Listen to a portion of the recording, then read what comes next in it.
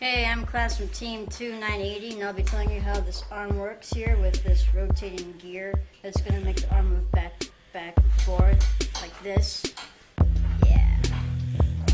So, what we have here is two gears that with this Desno motor.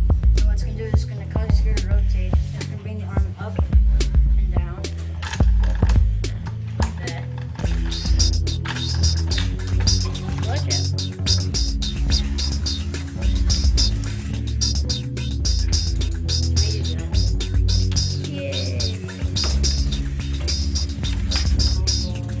So what you just saw was the motor here pulling the arm. This pulley system here we have set up by drums, which are these little wires right here, and it causes the arm to extend and retract.